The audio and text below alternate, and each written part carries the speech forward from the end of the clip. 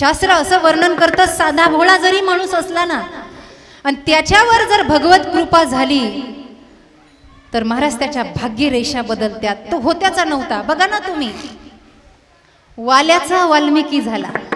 आपल्याकडे प्रमाण आहे त्याच. वाल्या कोळी महाहत्यारा. महाराज म्हणतात राम म्हणता येत नव्हतं, मरा. वाल्या कोळ्याला नारदजी म्हणले ना राम राम म्हणा, मरा.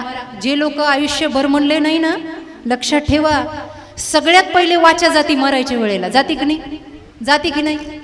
अनुभव आहे काय? आता मरावं लागल ना बाबा.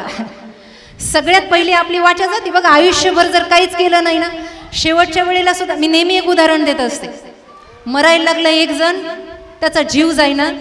पोरं पळत पळत ब्राह्मणाकडे गेली, म्हणली ब्राह्मण काका काहीतरी सांगा. काय म्हणले? आमच्या बापाचा काही जीव जाईना. अहो म्हणले त्यांना राम राम म्हणायला लावा. म्हणले ते तर तोंडाला येत नाही, रामाची येईना. म्हणले मग असं करा, म्हणले त्यांच्या नावानं धन वाटा. अहो म्हणले सत्याला 1 रुपया दिला नाही कधी म्हाताऱ्यानं, आणि तुम्ही म्हणता दान वाटा धन वाटा. मग म्हणले एक काम सांगू का? ब्राह्मणानं युक्ती सांगितली. 3-4 मुलं होते. म्हणले असं करा, धान्याच्या गोण्या भरलेल्या आहेत का घरामध्ये? धान्याच्या गोण्या भरलेल्या, पोते भरलेले आहेत का? हो. म्हणले म्हाताऱ्याच्या समोर ते 3-4 पोते असे फाडा. काय करा? फाडा. अहो म्हणले ब्राह्मण काका त्यानं काय होईल? धान्याचं नुकसान. ते म्हणले तुम्हाला कळत नाही. पोत फाटलेलं दिसलं, म्हातारा कंजूस आहे का नाही? आणि धान्य वाया जाताना दिसलं तर कितीही मरत असलं तरी ते काय म्हणल? शिवा. काय म्हणल? काय काय? जर जोरात म्हणा ना, शिवा. म्हातार एवढं कुदाड ते टाचा म्हणलं. आयुष्यभर केलं नाही ना, शेवटच्या वेळेला जमल कसं? असं नाही होत. भगवत कृपा झाली आणि आपली श्रद्धा असली. गीतेचा श्लोक आहे, श्रद्धावान लभते ज्ञानम तत्परसयतेंद्रिय. आपली श्रद्धा आणि भगवंताची कृपा झाली की आपल्या जीवनाचा दसरा झाला म्हणून समजायचं. तोपर्यंत दसरा काय? हे 9 दिवस म्हणजे तुका म्हणे नवविध भक्ती जाणे तोची. श्रवणम कीर्तनम यस्य स्मरणम पादसेवनम. एक दिवसाची एक भक्ती आहे. कळतंय का? आज द्वितीय, दुसरी माळ घटस्थापनेची. द्वितीयेचे दिवशी मिळती 64 योगिनी हो. सकळामध्ये श्रेष्ठ परशुरामाची जननी हो. कस्तुई मळवट भांगी शेंदुरी भरुनी हो. उदो कारी गरजली सकळ चामुंडा मिळवणी हो. उदो बोला उदो अंबाबाई माऊलीचा हो. ही आरती आहे घटस्थापनेची. आजचा दुसरा दिवस आहे. म्हणून पहिल्या दिवशीपासून 9व्या दिवसापर्यंत आत्मनिवेदन भक्तीपर्यंत आपल्याला पोहोचावं लागतं. हे नाही आपल्या लक्षात राहणार. आपलं भाव शुद्ध असावं, आपलं मन शुद्ध असावं आणि ते आपल्या सोबत असावं. कळतंय का? नाही तर दहाव्याच्या वेळेला कावळ्याकडे लक्ष आणि कीर्तनाच्या वेळेला चपलाकडे लक्ष. काही काही तो मांडी खालीच दाबून धरले. नाही ना? नाही, इथे ऊरच्या बायालाही हुशार आहेत. तिकडे आळंदीकडे गेलं की तुमचं सांगा. माणसाचं चित्त असावं, मन असावं, भक्ती प्रधानत्व असावं. कारण का? याच नरदेहामध्ये ही सगळी प्राप्ती करून घ्यायची आणि या नरदेहात ती करून घेता येते. म्हणून साधारण जीव जरी असला ना, त्याच्यावर जर भगवंताची कृपा झाली, अनादी अंबिकेची कृपा झाली ना, तर तो सुद्धा ज्ञानाचा दीप लावून नाचतो महाराज. उदो उदो नाचतो. ऐका, वैष्णव संप्रदायामध्ये, भागवत संप्रदायामध्ये ज्यांनी एक अनमोल प्रकारचा ग्रंथ लिहिला, मी महत्वाचं सांगते, लक्षपूर्वक ऐका. त्यांचं नाव आहे श्रीधराचार्य आणि त्यांचं भागवतावर टीका आहे. जुन्या जाणत्या मंडळींना माहीत असेल, श्रीधरी टीका आहे. ती श्रीधरी टीका अतिशय वाचण्यासारखी आहे.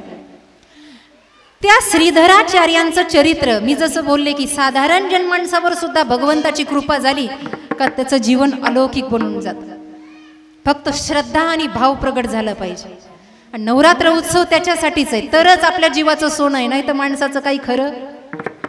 मंदिरात जाईपर्यंत लक्षात ठेवायचं बरं का माता भगिनी, माझ्यासोबत कोण आहे. एकदा मंदिराची पहिली पायरी चढली की देव आणि मीच खरं आहे, बाकी बायको सोबत आहे का नवरा सोबत आहे लक्षात ठेवायची गरज, नाते गोते काही लक्षात ठेवायची गरज नाही. आणि हे तरी कुठं आपल्याला लक्षात ठेवतं का? पितराच्या वेळेला घातली माळ तर घातली, मग हो? लक्षात ठेवता? माझ्याकडे लक्ष द्या. लक्षात ठेवता का? 10व्याच्या दिवशी आठवणीनं घडलेला प्रसंग आहे. पुण्यामध्ये एक गाव आहे, गावाचं नाव सांगितलं असतं पण तुम्ही लय आगाव, तिकडं निरोप देताना तारका बंद होतील माझ्या. 10व्याच्या वेळेला ते चिठ्ठी देतात ना, चिठ्ठी एवढं एवढं लांब पत्र देतात, त्याच्यावर नावं असते सगळे. मला एक जण आला, म्हणलं महाराज हे नाव. आता मी आपलं सुरू करायच्या अगोदर वाचलं, मला सवय वाचायची. मी म्हणलं सगळ्याची नावं आहेत पण कैलासवाशी तो एकाच्याही नावासमोर नाही. शांतता धरत लय बायाला कौतुक पाहायची सवय कीर्तनात. ऐका काय चाललं होतं. हा, ते नाव वाचायचं सांगितलं. मी म्हणलं सगळ्यांची नाव आहे, एकाच्याही नावासमोर कैलासवाशी नाही. मी ज्यानं चिठ्ठी दिली त्याला जवळ बोलवलं. म्हणलं दादा याच्यातलं नेमकं गेलं कोण? तो म्हणलं अर जे गेलं त्याचं नावच राहिलंय. म्हणजे 10व्यापर्यंत सुद्धा आपल्याला लक्षात ठेवलं तर हे गरजेचे उपकार आहेत. श्रीधराचार्य म्हणून एक संप्रदायामध्ये मोठा व्यक्तिमत्व होऊन गेलं, ज्यांनी भागवत ग्रंथ लिहिला आणि त्याच्या भागवतावर त्यांची सुंदर टीका आहे. कधी बुक डेपोमध्ये गेलं तर पहा. सुरुवातीचं त्यांचं बालजीवन एवढं खड्याळ आहे आणि एवढं नास्तिक आहे की गल्लीमध्ये कुटाळपोरामध्ये त्यांचं नाव आहे. श्रीधर म्हणलं की गावचा सरपंच म्हणायचं त्याचं नाव नका घेऊ, लय खोड्या करतय पोर. एवढं नास्तिक, एवढं नास्तिक, एवढं नास्तिक. त्या पंचक्रोशीतला राजा आणि प्रधान दोघं जण चर्चा करत होते. राजा थोडा अध्यात्म जाणणारा होता, लक्षपूर्वक ऐका. आणि राजानं त्या प्रधानाला बोलवलं. म्हणलं प्रधानजी या जगामध्ये काही चमत्कार घडू शकतो का अचानक? प्रधानही आस्तिक होता.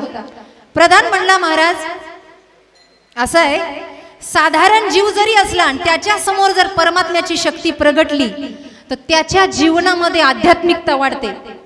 राजा म्हणला हे खोटं आहे. प्रधान म्हणलं हे खरं आहे. असं कसं काय कुणावर एकदम देवाची कृपा होईल? प्रधान म्हणलं हे मी तुम्हाला सिद्ध करून दाखवू शकतो. ठीक आहे राजा म्हणलं दाखव. आणि प्रधान त्या गावामध्ये फिरत होते की मला मुळातला मूळ व्यक्ती सापडावा. मुळातला मूळ म्हणजे मूर्ख. आता या श्रीधरला आई स्वयंपाक करायला लागली आणि ते दारात खेळत होतं.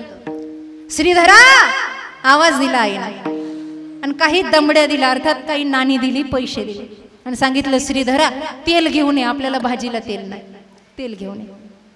श्रीधर तेल आणायला गेला. अतिशय खड्याळ मुलगा, नास्तिक मुलगा, कोणीही गावातलं त्याला चांगलं म्हणणार नाही. ही त्यांच्या चरित्रातली सत्य घटना आहे, हे काही कल्पित कथा नाही आहे. दुकानदाराच्या समोर उभा राहिले आणि दुकानावर गेले. म्हणले ए बाबा दुकानदार मामा मला तेल द्या. आता आईनं छोटासा डबा दिला होता. अरे म्हणले किती द्यायचं? एवढ्याचंही द्या. ते खड्याळच महाराज, एवढ्याही पैशाचं तेल द्या. जेवढे पैसे आणले होते पैसे जास्त झाले आणि डबा कमी पडला. डबा तर पटकन भरला तेलाचा, पण जेवढे पैसे उरले तेवढं तेल जर ओतायला गेलं तर ते जमिनीवर सांडतंय. माता भगिनींना लक्ष द्या, इकडे लक्ष द्या माझ्याकडे. काय करायचं? दुकानदार म्हणला अरे येड्या तू मोठा तर डबा आणायचा, पात्र तरी मोठं आणायचं. आता पैसे उरले, तेल उरले, आता हे बाकीचं उरलेलं तेल कशात ओतायचं? प्रधानजी तिथून चाललेलेच होते महाराज. त्या श्रीधरानं सांगितलं, इकडं तिकडं पाहिलं, बाकीचं तेल ओतायचं आहे ना, आता उरलेल्या तेलाचं काय करायचं? त्यानं असं इकडं तिकडं पाहिलं आणि त्याला काही सापडलं नाही. त्यानं जोडे उचलले आणि त्या दुकानदाराच्या समोर ओता जोड्यामध्ये. काय म्हणला? ओता जोड्यामध्ये. खड्याळच. प्रधानजीनं बरोबर व्यक्ती गाठला. म्हणते याला म्हणतात महामूर्ख. प्रधानजी म्हणले का रे असं जोड्यात तेल भर असं आई म्हणली होती का? नाही, आई म्हणली होती तेल आण, पण जोड्यात भर असं म्हण. तू जोड्यात का भरलं तेल? त्यानं सांगितलं काय करू, कागदात बांधून नेता येत नाही म्हणून जोड्यात भरलं. प्रधानजीनं ओळखलं याच्यापेक्षा मूर्ख अजून कोणी असू शकत? याला घेऊन चला म्हणून घेऊन गेले आणि त्याला सांगितलं एका झाडाखाली बस. ओम नमो भगवते वासुदेवाय तुभ्यम 12 अक्षरी मंत्र सांगितला आणि तो मंत्र सांगितल्यानंतर त्या श्रीधराला जपाला बसवलं प्रधानाने. एकदम खड्याळ, एकदम नास्तिक, वाया गेलेला, गावातली लोक चांगलं म्हणत नाही. प्रधानाला काय सिद्ध करायचं होतं? अशा सुद्धा व्यक्तीवर परमात्माची कृपा झाली तर तो सुद्धा भगवत स्वरूप होतो हे दाखवायचं होतं. महाराज तो बसला, त्या वृक्षाखाली बसला, डोळे बंद केले, चिंतने चिंतने तद्रूपता, चिंतन करायला. चिंतन करता करता करता करता अचानक असा नाजूक नाजूक आवाज कानावर पडला. तो आवाज असा होता, तो ज्या झाडाखाली बसला होता त्या झाडावर सुगरणीचा खोपा म्हणजे चिमणीचा खोपा, चिमणी आणि सुग्र असं खोपा केलेला होता महाराज. आणि त्याच्यामध्ये नुकतेच ते पिलं जन्माला घातलेले होते. आता त्या चिमणीनं काय करायचं? दाना आणायचा, पिलाच्या तोंडात घालायचा. दाना आणायचा पिलाच्या तोंडात, कारण चिमणीच्या पिलाचे लवकर डोळे उघडत नाही. आणि जोपर्यंत पिलाचे डोळे उघडत नाही तोपर्यंत ती चिमणी रोज त्याच्या मुखामध्ये दिवसातून कितीतरी वेळेला तो दाना भरवत असते. काय झालं? ती आई गेली दाना घ्यायला, सोसाट्याचा वारा सुटला. माझ्याकडे लक्ष द्या. सोसाट्याचा वारा सुटला, ते घरट हल्लं आणि त्यातलं एक पिल्लू असं खाली पडलं. ते श्रीधराच्या समोर, श्रीधराचार्यांच्या समोर पडलं. आणि जसं पडलं तो आवाज आला आणि त्यांनी डोळे उघडले. तोंडाने मंत्र चालू होता आणि त्यांनी कुतूहलानं त्या पिल्लाकडं पाहिलं. त्या चिमणीच्या पिल्लाचं तोंड असं उघड झाप करत असतं बघा, असं सारखं उघडतं बंद होतं, उघडतं बंद होतं, उघडतं बंद सारखं. श्रीधरानं विचार केला, आता जर पूजेतून उठावं तर माझी पूजा मोडेल. लक्षपूर्वक आहे का? महत्वाचं सांग. ते काय घंटावं तिथं कुणी सांगू शकत नाही का वाजू नका म्हणून? लक्ष द्या माझ्याकडे.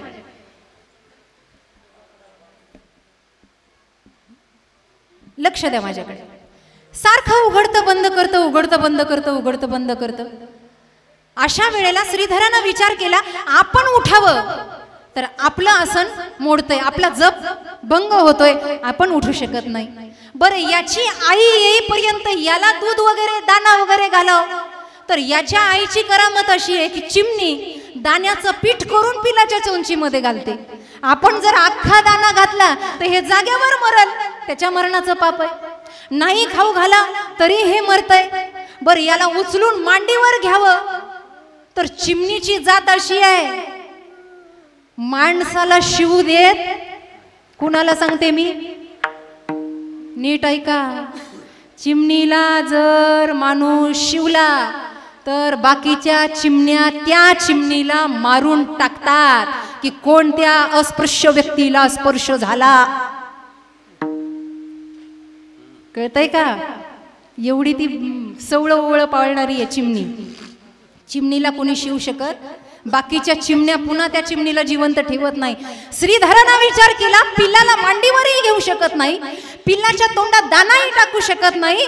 हे परमेश्वरा, अरे तुझी आस्तिकता आहे ना बाबा, तुझी आस्तिकता आहे. ज्या वेळेला यांना तपश्चर्येला बसायचं होतं त्यावेळेला प्रधानानं त्यांना विचारलं होतं, तुझ्या घरी कोण कोण? आणि त्यांनी सांगितलं होतं, माझ्या घरी आई बाप आहेत आणि त्यांचं सगळं मी पाहतो. प्रधान सांगितलं होतं, पूजेला बस, तुझ्या आई बापाचं खाणं पिणं मी पाहिल, तू फक्त पूजा करायची. गंमत अशी झाली, पिल्लू पडलेलं आहे, आईही नाही, दानाही टाकता येत नाही, उचलूनही घेता येत नाही. काय करावं? जसा जसा नाम जप श्रीधरानं चालू केला जोरा जोरानं, गंमत अशी झाली, दोन माशा भांडणं खेळत खेळत आल्या. माशा साध्या माशा भांडणं खेळत खेळत आल्या आणि जसं त्या दोघींची टक्कर झाली, जशा त्या पिल्लाजवळ आल्या, पिल्लाचं तोंड असं उघडं होतं, गटकन पिल्लाच्या पोटामध्ये गेल्या आणि श्रीधरानं सुटकेचा श्वास सोडला. देवानं एकदाचं दिवसभराचं अन्न यांच्या पोटात घातलं. त्या दिवशी वैराग्य आलं, जर चिमणीच्या पिलाचं पोट भरण्याची ताकद त्याची आहे तर तो मला जगवू शकत नाही का, मला वाढवू शकत नाही का? पोषितो जगासी एकला तो, एकला तो, पोषितो जगासी एकला तो, एकला तो, पोषितो जगासी एकला तो, एकला तो, पोषितो जगाचे एकला कर्नाट विषय कृपळू देवाचे कर्नाट विषय कृपळू देवाचे पोषितो जगाचे एकला तो पोषितो जगाचे कर्नाट विषय कृपळू देवाचे कर्नाट विषय कृपा देवाचे पोषितो जगाचे कलात. तुम्हाला सांगू, ही फक्त महतारी आई म्हणूनच नाही, अनेक रूपानं ती आहे, अनेक अवतार तिचे आहेत. तिची नामावली आहे, सहस्र नामावली आहे. सूर्याची उगवण्याची ताकद तीच आहे, चंद्राची तेजोमय ताकद तीच आहे, माऊलींचं पसायदान मागण्याची शक्ती तीच आहे. मुक्ताबाईनं म्हणावं ताटी उघडा ज्ञानेश्वरा, अरे तीच आहे. दगडांच्या लाह्या ज्या तुकोबांच्या झाल्या ना, तिनंच केल्या. चोखोबासाठी जी धावून आली आहे ना, ती पांडुरंग स्वरूपी आई आहे. जनाबाईच्या ओव्या जिनं गायल्या ना, अरे तीच आपली माय आहे. ती सगळ्या रूपानं व्यापलेली आहे, सगळ्या रूपानं. फक्त तिला आळवणं आणि बोलवणं महत्वाचं आहे. चला अभंगाच्या प्रथम चरणात तिला बोलवूया. अंबिका अंबिका भगवती अंबिका अंबिका भगवती अंबिका अंबिका भगवती अंबिका अंबिका भगवती परडी घेऊन हाती